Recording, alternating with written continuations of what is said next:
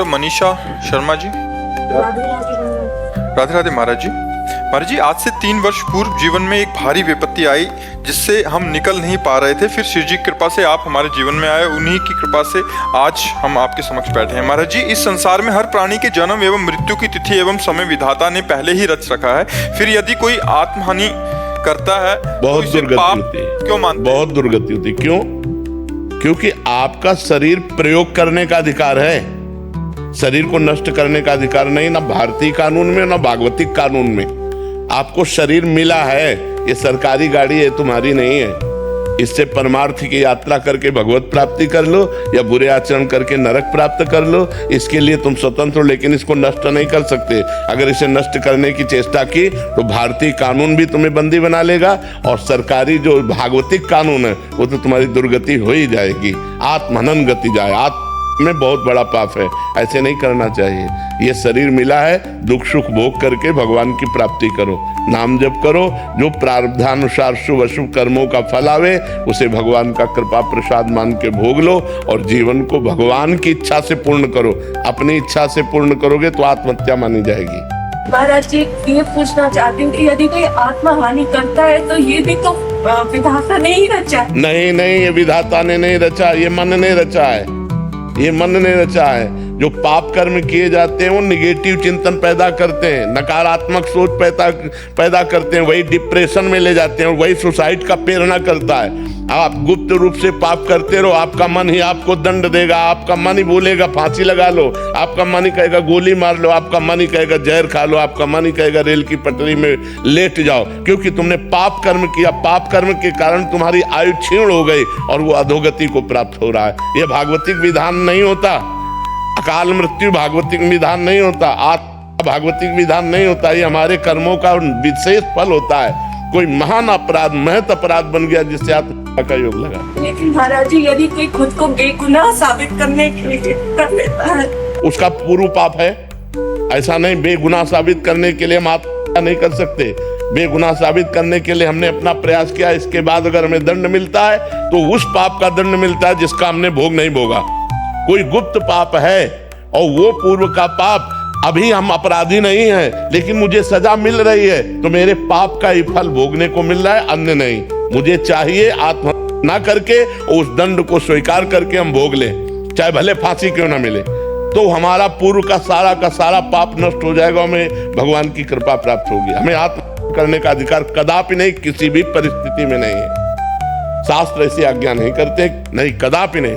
अगर आप निर्दोष हैं और फिर आपको सजा मिलती है, आपको दंड मिलता है, तो आपके उस पाप का फल है जो कोई पाप नहीं जानता। आपने वो पाप किया और कोई जानता नहीं, उसकी कोई प्रायश्चित नहीं, उसकी कोई सजा नहीं, वो पाप आकर के आपको यहाँ निर्दोष स्थिति में दंड प्रदान कर रहा है। एक हम आपको कथा सुनाते हैं, प्रगट की है, उसे कथानक रूप में कहा गया। एक स्वर्णकार था, वो बहुत बेईमानी से सोने का काम करता था, मिलावट करके असली सोना रख लेना और नकली बना करके देना, ऐसा। और 2 राजकीय कर्मचारी आते थे उसके यहाँ, पुलिस वाले, वहीं रात्रि में सोते खाते पीते गश्त लगाने वाले जो होते। धीरे धीरे मित्रता हुई और धीरे धीरे सारी पोल हो जान गए स्वर्णकार की, और सब पता चलने लगा कि इतनी संपत्ति इसके पास है।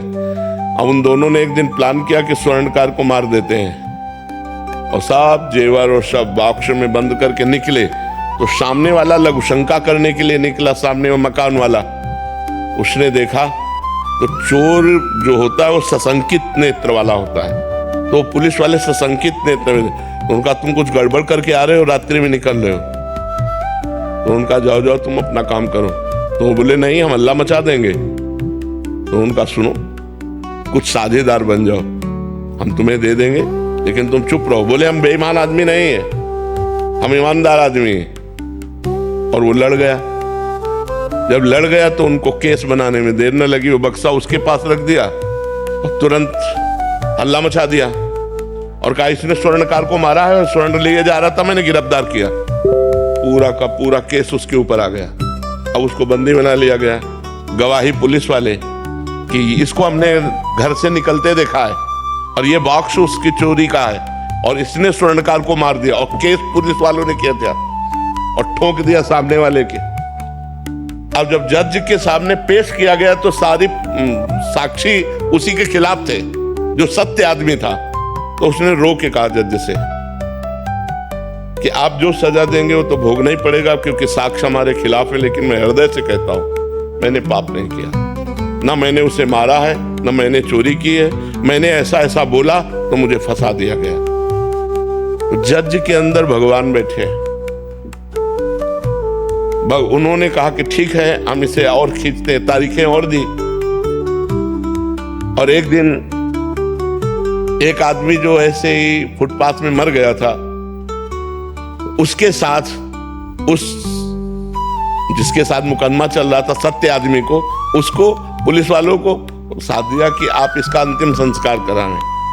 जब अंतिम संस्कार करने के लिए गए तो एकांत में कहा कि देखा, कह रहा था हमारी बात मान जाते तो कुछ हिस्सेदार बन जाते और आराम से मौज लेते। हमारी बात नहीं मानी ना, फंस गया ना, अब फांसी होगी तेरे को। और उनके जो सत्य आदमी था उसके पास वो वीडियो बनाने वाला कैमरा लगा दिया गया था। जज ने सफाई के लिए जब वो गया, पूरा वीडियो सहित पेश किया, तो सत्य आदमी तो निर्दोष था ही। तब जज से उसने कहा कि जब मैं निर्दोष हूं, आज आप जान गए, तो मुझे सालों से पैसा खर्चा करना पड़ा, इतना परेशान रहा, इतना मुझे दुख मिला, ऐसा क्यों? क्योंकि मैं निर्दोष हूं, अब तो जान गए हो ना आप। तो जज ने कहा, सत्य बताना, इस जन्म में तुमने कोई ऐसा पाप किया है जिसकी सजा न मिली हो और जिसका प्रायश्चित न किया हो? उसी का दंड आपको यहां निर्दोष होने पर प्राप्त हो रहा है, आप सत्य बताना। तो उसने अपनी घटना बताई। तो वो मृत्यु दंड इधर आकर के उसको फंसाकर इतना दंड दे रहा था। तो ये बात समझ लो कि जो पाप आप लोग भ्रूण हत्या करते हैं, गर्भ हत्या करते हैं, इसका प्रायश्चित करते हैं, और जब इनका परिणाम आता है तो बोले हम निर्दोष थे। जो आप पाप करोगे उसका दंड भोगना पड़ेगा, आज नहीं तो कल, और ऐसी जगह भोगना पड़ेगा जहां आपने पाप नहीं किया। हम मानते हैं 100% आप सत्य हो, लेकिन आपका पूर्व का वो गुप्त पाप आपकी ऐसी तैसी कर देगा। इसलिए डरो, पाप कर्मों से डरो। अगर हमसे कोई पाप कर्म नहीं होंगे तो हमारी कोई समस्या नहीं होगी। अवश्य में भोक्तव्यम कर्तम कर्म शुभाशुभम, शुभ और अशुभ कर्म अवश्य भोगने होते, चाहे कोई भी हो, चाहे संत महात्मा ही क्यों ना हो, बड़े बड़ों को भोगना पड़ता है। इसलिए कोई यहाँ भगवत विधान में छल कपट नहीं चल सकता।